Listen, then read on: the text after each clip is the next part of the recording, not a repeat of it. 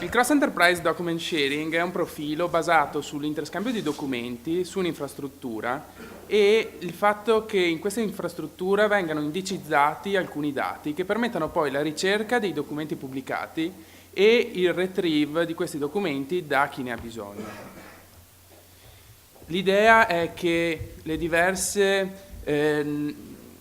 fascicoli sanitari nazionali, regionali o i dossier aziendali, ma anche le reti di patologia e qualsiasi infrastruttura che necessiti di scambiare documenti clinici possa basarsi su uno standard basato su una serie di regole per cui, in accordo tra le diverse parti, si possa definire quali sono delle regole di base che permettano, quando necessario, di ritrovare i documenti clinici prodotti e utilizzarli nel processo clinico. Alcuni esempi che un po' tutti conosciamo sono sicuramente la ricetta elettronica, ma anche i referti di laboratorio o qualsiasi referto specialistico.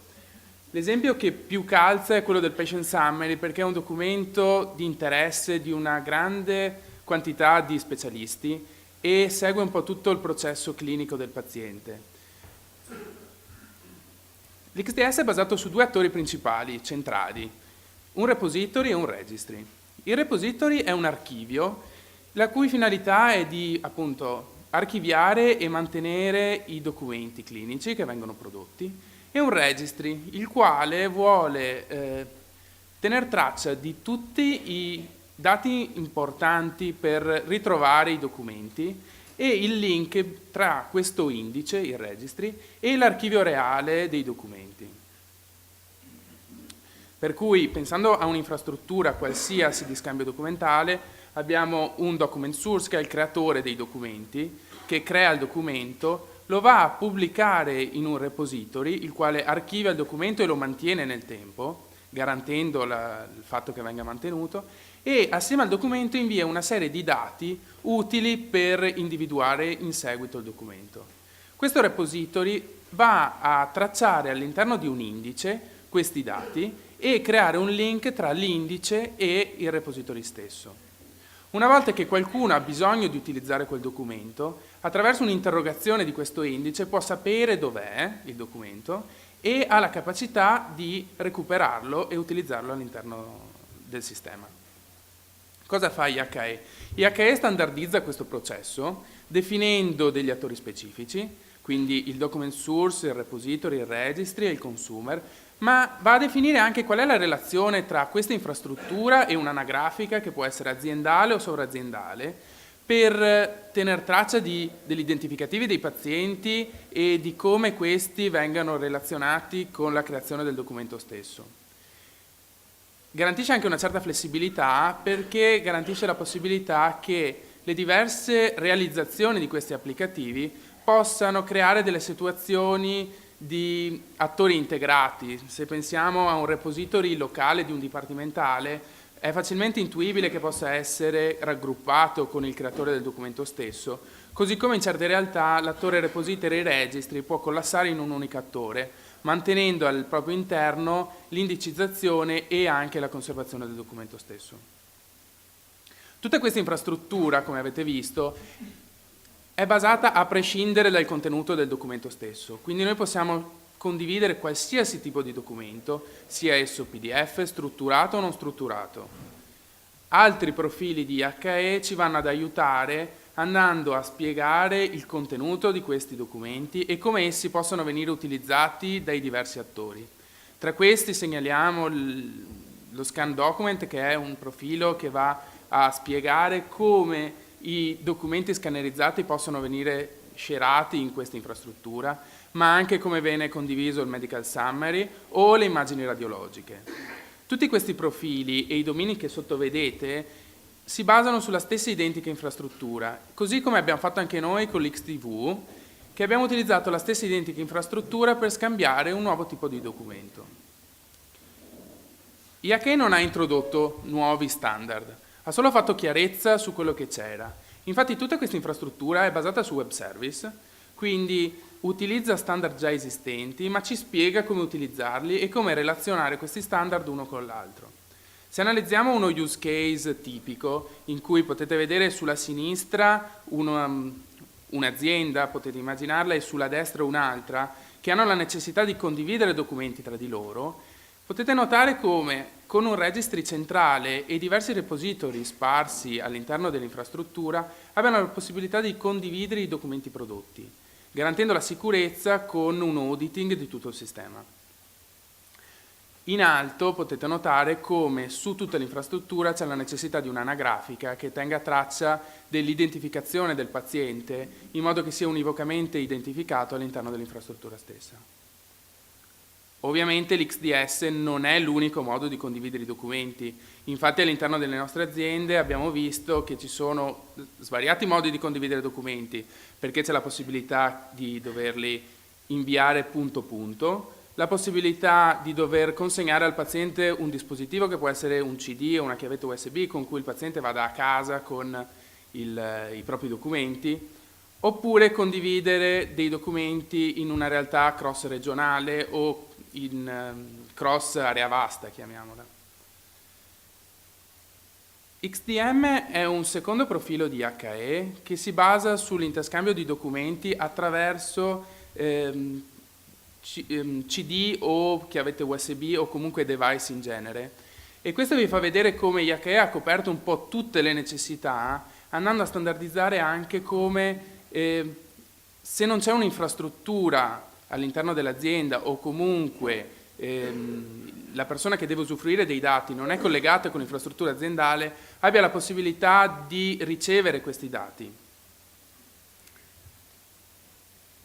Attraverso l'infrastruttura interna dell'azienda si possono esportare questi dati e assieme al documento stesso vengono esportati anche una serie di metadati che quindi servono, qualora questo documento debba venire introdotto in un'altra infrastruttura, aver già la possibilità di avere una strutturazione delle informazioni necessarie per indicizzare il documento stesso. Casi specifici che possiamo pensare sono quando c'è la necessità di dare un CD al paziente che deve andare da uno specialista di sua scelta al di fuori dell'ospedale, oppure quando c'è la necessità di fare un consulto non strutturato, one spot tra due specialisti o tra due medici. E così IHE ha definito due attori. Il media creator, che è l'attore che esporta i documenti e le informazioni dal sistema aziendale all'interno del device, e l'importer, che prende i documenti da questo device e li importa in un'altra infrastruttura. Questo esempio potete notare come, è un esempio abbastanza comune, il paziente esca da un ciclo di cura e c'è la necessità di consegnargli, se l'azienda non è ancora dotata di sistemi online di fascicolo, un device come un CD o una chiavetta USB che può essere o conservata a casa oppure il paziente può decidere di portarla su una clinica o un medico di sua scelta, il quale la importa nel suo strumento di lavoro. Anche in questo caso non sono stati introdotti nuovi standard, perché le informazioni che vengono condivise all'interno del device e la modalità con cui vengono esportate dall'infrastruttura aziendale sono quelle comuni. Ciò che si è fatto è stato definire dei profili per standardizzare e far chiarezza su come all'interno del device debbano venire posizionati e storati tali informazioni. Se pensiamo però, il device fisico non è l'unico modo di mettere in comunicazione due infrastrutture che non hanno una connessione diretta tra di loro, nel senso che non tutte le aziende sono collegate tra di loro con un'infrastruttura standard ed efficiente, ma ci possono essere aziende che al loro interno hanno un'infrastruttura strutturata, ma necessitano di ricevere dall'esterno di alcune informazioni. L'XDR è questo esempio. Permette tramite web service di esportare da un'infrastruttura alcuni metadati e documenti e di inviarli direttamente a colui che deve consumarli. Rispetto a quello che è l'XDS si perde l'infrastruttura centrale, per cui è un evento punto punto, non c'è conservazione del documento in questo processo, per cui viene inviato, consumato e se vogliamo o viene immagazzinato in una seconda infrastruttura o il documento viene perso. Per cui si deve vedere come un'infrastruttura utilizzabile per casi specifici, non per continuità di utilizzo come può essere un ospedale. Però questo ci permette di collegare ospedali diversi che necessitano di consulenze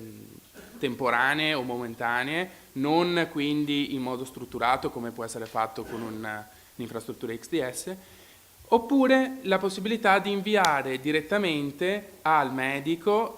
che non è collegato tramite l'XDS all'ospedale alcune informazioni. La differenza rispetto all'XDM sta nel fatto che si utilizzano dei web service e non dei device. Ciò cosa comporta? Che la transazione è in tempo reale, ma ciò comporta anche che non la si può dare direttamente in mano al paziente, ma deve esserci una comunicazione tra i due sistemi informativi. In questo modo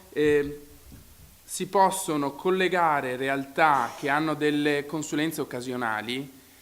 e non strutturate tra di loro. Vedendo un esempio comune, in questo caso abbiamo il medico di medicina generale che non è collegato all'azienda, ma che tramite un web service chiede una consulenza specialistica a un ospedale. In questo modo lui gli invia un documento, gli invia i metadati relativi al documento, in modo che l'ospedale possa immagazzinarli e storarli all'interno della propria infrastruttura. Una volta che viene conclusa la consulenza, l'ospedale può mandare in tempo reale al medico di medicina generale il documento stesso. Così come nel momento in cui il paziente deve essere ricoverato, gli si invia all'ospedale la richiesta di ricovero. All'interno dell'ospedale può esserci un'interazione con le altre strutture che hanno seguito nel percorso di cura il paziente, si rimmagazzinano i documenti stessi e una volta che il paziente viene dimesso gli si invia al medico di medicina generale il documento di dimissione. Una volta che il paziente esce dall'ospedale gli si dà al paziente anche un device che porti in pancia un po' quella che è stata la sua storia all'interno dell'ospedale e la possa tenere a casa. Così lui la può portare anche al medico di medicina generale. Cosa differenzia questo approccio da quello che è l'approccio dell'XDS e quello che stiamo affrontando noi in Veneto? È che queste sono tutte transazioni non correlate una con l'altra e i dati vengono duplicati, vengono diffusi e quindi non c'è una coerenza dei dati diffusi. Con l'XDS, con l'infrastruttura che stiamo approcciando in Veneto, c'è la possibilità di collegarli tutti assieme e i diversi medico di medicina generale, paziente da casa e i diversi ospedali accedono a una stessa infrastruttura di scambio documentale, mantenendo il documento una volta sola e garantendo la consistenza del documento clinico. A differenza di questo caso in cui viene duplicato su device, su diversi sistemi informativi e così via. All'interno di HE questo è solo un esempio di profili perché all'interno dei technical framework c'è la descrizione un po' di tutte le situazioni informative e come strutturare la comunicazione tra diversi sistemi informativi, diverse situazioni, ma anche la descrizione di diversi casi clinici in cui utilizzare queste infrastrutture.